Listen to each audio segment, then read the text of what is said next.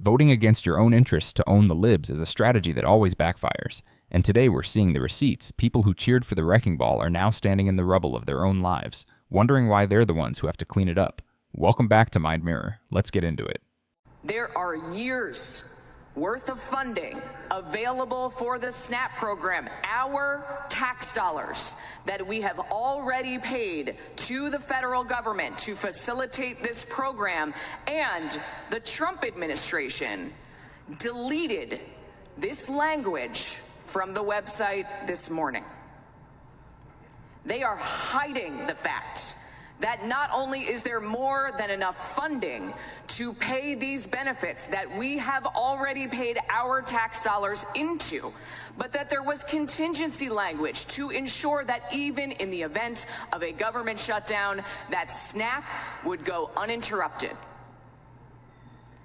The Trump administration and the Republicans supporting him are using food as a political weapon. There's a certain kind of guy who loves the idea of cutting programs. They hear cut SNAP and they picture some lazy freeloader, not their own neighbor or their aunt. They cheered for the politics of cruelty because it sounded tough. It sounded like fiscal responsibility. But what they're learning now is that a weapon pointed at them is still a weapon, and it can turn around and hit us. You can't build a strong community by voting to starve parts of it out. That's not a political strategy, my dudes. That's just setting your own house on fire to keep warm for one night. This is a choice. They chose to delete this language. They are choosing to force children to go hungry. Encourage a yes vote. Somebody to tell me they're lying right now because what the do you mean that I'm not going to get my SNAP benefits? What the do you mean? We are possibly going to lose our farm if NRCS doesn't hold up their contract with us on the EQIP program. Because of the executive orders, there's a pause or a freeze on the funding, and they're not able to pay out on the stuff that we completed or anything going forward. Beyond betrayed, they used us during the campaign. The elected officials from the Republican Party, they actually told us that it was not going to touch the documented people. I mean, you're an educator. You didn't vote for Trump eliminating federal funds. No. I did not vote for that. I do not think that's what the voters want. If we have federal cuts, then that's going to mean bigger classroom sizes. I would lose teachers, first and foremost. It's devastating. You cannot make this up. This isn't a podcast debate, fellas. This is the real world. While you were all getting hyped up about the latest culture war outrage, these politicians were quietly taking a box cutter to the programs that keep small towns and farms running. They sold you a story about fighting for the little guy while their other hand was in the little guy's pocket. They get you angry about a beer can or a book in a library so you don't notice your local school is losing teachers or the farm down the road is about to go under. It's a magic trick. Look over here at this shiny, meaningless thing, while I dismantle the very structure you depend on over there. MAGA Republicans are finally realizing that they've been duped out of their vote. Take a look, and now take a look at this one. And now we'll look at this one. See, and this is because of the November 1st deadline approaching, where 42 million Americans, not Democrats, not Republicans, just Americans, are expected to lose access to the food stamps to which they used to feed their children, all in the name of Donald Trump wanted to line his own pockets with the ballroom and a $40 billion Argentinian bailout. But I have a question for every Trump supporter tuning in. Donald Trump has the power right now to release contingency funding, USDA federal funding that would subsidize the funding losses in SNAP benefits set to expire November 1st. Why isn't he doing it? Children should not have to be told, no, you can't have it.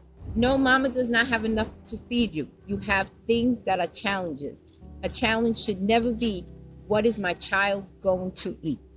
Nearly all of the SNAP benefits go to those in greatest need. Families with children, senior citizens, Americans with disabilities. And Donald Trump is holding hostage 42 million Americans who depend on SNAP for their survival. He is holding hostage America's families, children, and senior citizens. For Donald Trump, the shutdown is not a crisis, but an opportunity. He is exploiting the government shutdown as an excuse for dismantling the social safety net. When a demolition crew leader campaigns on his love for knocking things down and you hire him to renovate your kitchen, you can't act shocked when you come home to a pile of rubble. He told everyone who would listen that he thought the whole building was a piece of junk. The plan was never to fix the leaky faucet. It was to test the load-bearing walls with a sledgehammer.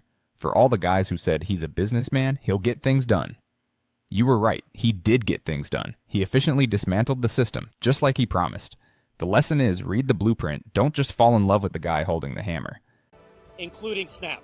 Donald Trump's shutdown of SNAP will put unprecedented strain on Bronx families and on food banks and food pantries everywhere in the Bronx. We're here to send a simple message to the president.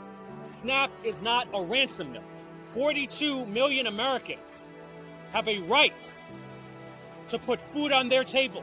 Make no mistake, the defunding of SNAP is not a consequence of the government shutdown. It is a choice of the Trump administration. And so we in the House Democratic Caucus are calling on Donald Trump to come to the negotiating table and negotiate a compromise that reopens the government and protects food and health care for tens of millions of Americans. We will keep fighting for American families, for Bronx families, because food is not a luxury, it is a necessity, it is not a privilege, it is a right protected by law.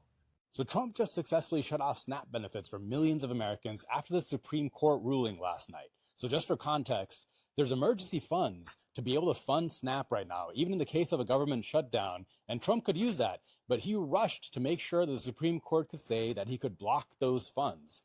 He's trying to starve Americans as a way to have political leverage over Democrats during these government shutdown negotiations. And right now, the most important thing is, what can you do to help? Because this is going to be a big crisis for millions and millions of people who rely on SNAP to make sure they get food every day. And the biggest thing you can do to help right now is donate to your local food bank. Out in San Francisco, we have an amazing food bank, the SF Marin Food Bank. They do incredible work. They already service tens of thousands of families all across San Francisco and Marin. So if you live here, please consider going to the SF Marin Food Bank and donate. We got to help our neighbors out right now. So the master plan was to break the government's ability to function so badly that the only solution is to beg for donations to private charities. Brilliant, guys. Just brilliant. You voted for a CEO to run the country, and his big move was to bankrupt the company and tell the employees to start a GoFundMe for their paychecks. This isn't a victory for small government. This is a total system failure by design. It proves nothing except that if you elect people who hate government to run the government, you're going to get a government that doesn't work. Maybe, just maybe, the goal should be competence, not chaos. Because people really are going to be struggling in the coming months. Donald Trump is the first president in U.S. history to cut off SNAP benefits to people in America. So as of the end of next week, SNAP benefits are going to be frozen. They go away. And that affects millions and millions of people in America and certainly in Massachusetts. We're currently evaluating what we can do. Obviously, it's a time to give as much as you can to our food pantries who do a wonderful job. I'll be meeting with my anti-hunger strike force that I stood up a while ago to talk more with them about what we can do to feed families here. But it's unbelievable. The first time in American history that a president, during a shutdown, has cut off food to families. That's what's happening right now. It's a choice that Donald Trump... You wanted a disruptor? Congratulations. Here's your disruption. Turns out disrupting the food supply chain for millions of families isn't a cool slogan for a rally. It's just a crisis. This is the real-world outcome of treating politics like a reality show. You don't get a season finale. You get empty shelves and desperate people. For all the dudes who were like, yeah, shake things up, I hope you're happy. The table has been flipped, but now there's nothing on it to eat.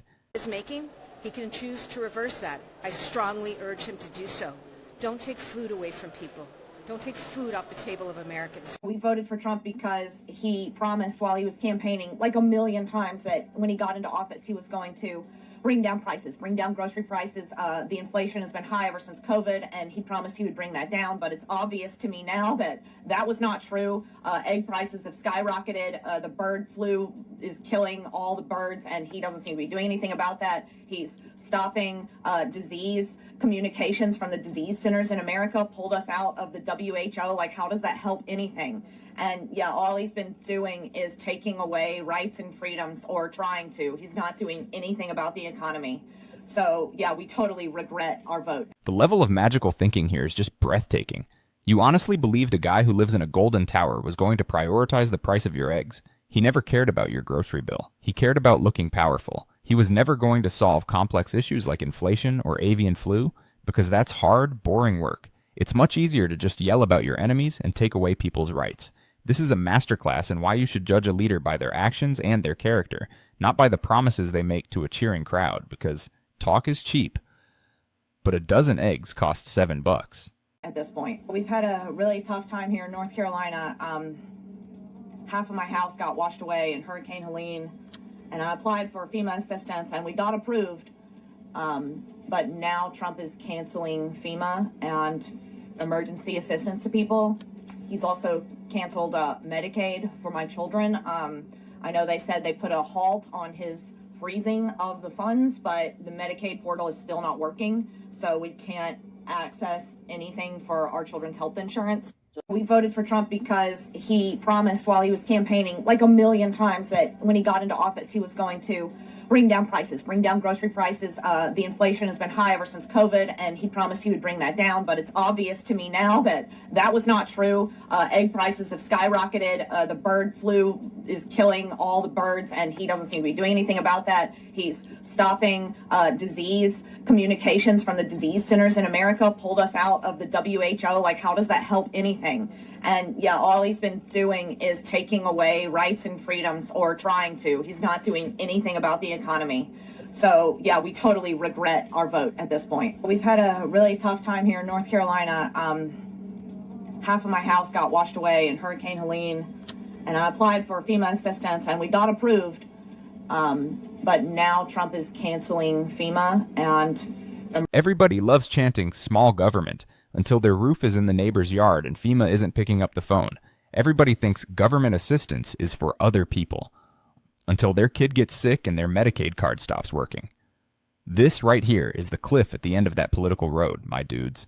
You were promised freedom from the nanny state, but what you got was freedom from help in a catastrophe, freedom from a safety net, freedom from the basic functions of a civilized society. Turns out those bootstraps you're supposed to pull yourself up by aren't waterproof, and it's a hell of a time to find that out during a hurricane. Emergency assistance to people. He's also canceled Medicaid. We voted for Trump because he promised while he was campaigning like a million times that when he got into office, he was going to bring down prices, bring down grocery prices. The inflation has been high ever since COVID, and he promised he would bring that down. But it's obvious to me now that that was not true. Egg prices have skyrocketed. The bird flu is killing all the birds, and he doesn't seem to be doing anything about that. He's stopping disease communications from the disease centers in America, pulled us out of the WHO. Like, how does that help anything?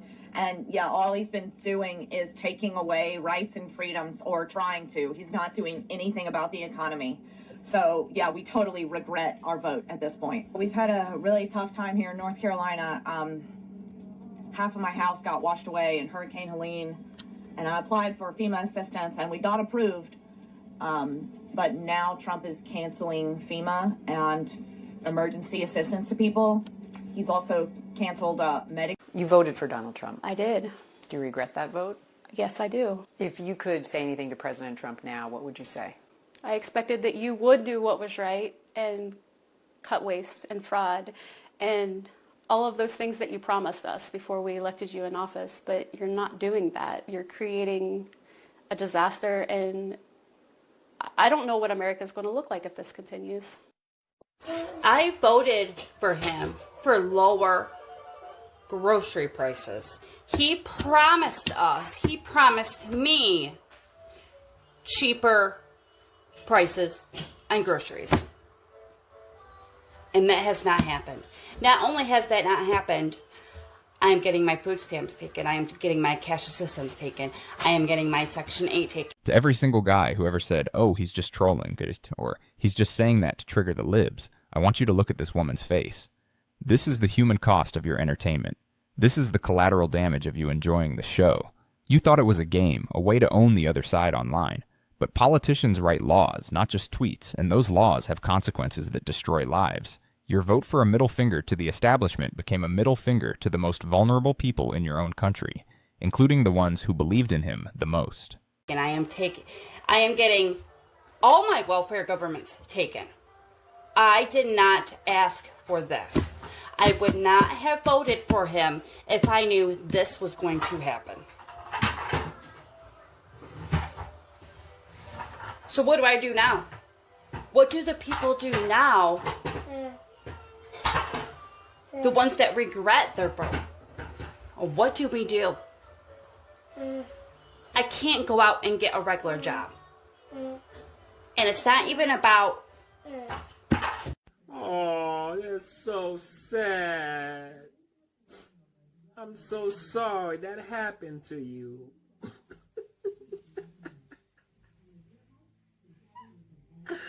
Oh. Well, I'm sorry, but I'm not sorry. You voted against your own interests. I don't know what to tell you. You see? You see? So, if I was you, just deal with it. Like we have to deal with it. So let's deal with it. This is going to be really controversial, and I know I'm going to lose people over this, and that's okay. I'm going to tag the farmer below. This man voted for Trump. He voted against his own interest, and he realizes that now. He realizes this because he's now been exposed to information and insight that he didn't access previously. And many of you will think that's a him problem, and that won't let us get anywhere. There are tons of people like him out there who voted against their own interest, who didn't realize Trump was serious about not believing in Project 2025 or whatever else they were sold on Fox News or right-wing TikTok accounts. Whatever it is, that's what they listen to. And they are definitely in the find out phase of that. This is where we have two choices. Please listen carefully. We either dig our feet in and hold it against them indefinitely. It's so easy to laugh at this and just say, I told you so. But that's a dead end. Here's the only advice that actually matters for every guy watching this who might have gotten swept up in the hype. Your vote is not a team jersey, it is a tool. Stop using it to show your loyalty to a personality and start using it to build the actual life you want to live. Read the boring policy papers. Understand who benefits when a program is cut. Your vote isn't a weapon to piss off your liberal cousin. It's the foundation for your own home, your own community, and your own future. Start treating it with that level of respect. Definitely. In today's episode of Leopards Ate My Face, the most gut-wrenching FAFO of all, Muslim Trump voters ask Democrats, the nation's falling apart, do something. Let's go to the comments. Did they think the Muslim ban was a joke? Like, what the fuck? He was just joking. He didn't mean any of it. This time's going to be different. I did. I'm done. Go away now. You had a chance to stop this. Bye. There is no sympathy anymore. Just, that's it. Too bad. You suffer now. Even if Democrats wanted to help now, they literally can't since they control no part of the executive office. It's like, look, buddy, we don't control this ship, and he's fired or locked up all the shipmates. So FAFO and a shot in the foot for good measure. Tiny violence, just the tiniest little one plate. And then we have this one. It's just a picture, a formal reminder. You voted for this, and they're getting what you deserve. I like that one a lot. How? They gave all the power to the Republicans, so stop asking the Dems for anything. Live with the mess you made. We warned you. Everyone on the left warned you. Yeah, that's a leopard. Yeah, and he can eat your face. Oh, look at that. He's eating your face. I'm just going to grab a camera. I'm not going to help. I'm doing a whole series of these. Follow me for more. What we watched today is a brutal lesson in cause and effect. It shows that when you vote based on anger and entertainment, you end up with policies that cause real pain, often to the very people who cast that vote. How do we bridge this gap and help people see the connection between their vote and their empty pantry before it's too late? Let me know your thoughts in the comments. Like, share, subscribe.